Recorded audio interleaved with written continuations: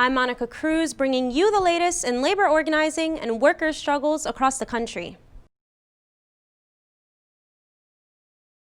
On day 2 of their 5-day strike, workers at the Alameda Health System in California won their demand to disband the unelected Board of Trustees, which workers say has mismanaged the public safety net healthcare system and denied PPE and training to staff throughout the pandemic, while retaliating against workers that spoke up.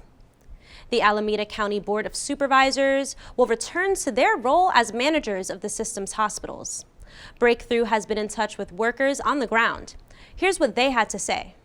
Everything that we have gained over the since I've been here 20 years is being taken away because they feel like we don't deserve it. We do deserve it. We're hard workers. We love our patients. We love each other, but we don't love AHS. We don't love what they're doing. It's time for them to go. They have not been right with us. They have cheated us. They've downplayed us. They've treated us like we're trash. We are something. We are somebody. We deserve better. We deserve better. If they're not going to give it to us, then they need to go. Chipotle workers in New York City rallied outside a store in Midtown Manhattan to demand that City Council pass the Just Cause bill, which would protect fast food workers from being fired at any moment. Breakthrough was there at the action. So the Just Cause bill essentially just means that employers need a justified reason to fire an employee. I'm here to support my fellow co-workers at Chipotle because it's the right thing to do. Right now we're struggling right now. We're getting access to hours, has to pay, and pretty much we're just risking our lives out here where we all have families to take care of and we're running out of money. A lot of fast food workers who aren't being protected with Just Cause right now are immigrants and minorities, and those are the people who are really being targeted the most. They have kind of less rights right now.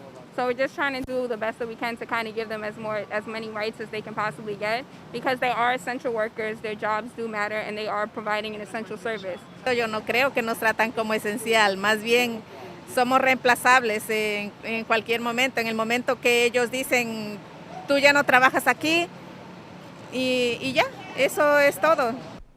Members of the Philadelphia Firefighters Union are calling for the resignation of President Mike Bresnan after the union's leadership unilaterally decided to endorse President Trump. A few dozen workers rallied outside the union's headquarters last week to protest the endorsement. Captain Lisa Forrest, the city's first African-American female battalion chief and president of the Club Valiants, the fraternal organization for Philadelphia's black firefighters, said, quote, "We want to be in a union, but we want to be in a union that is representative of all of us. You have not one person of any minority that sits on the board of the union, not one. How can you really empathize with how we feel if you don't have a voice there that can tell you what needs to be changed?"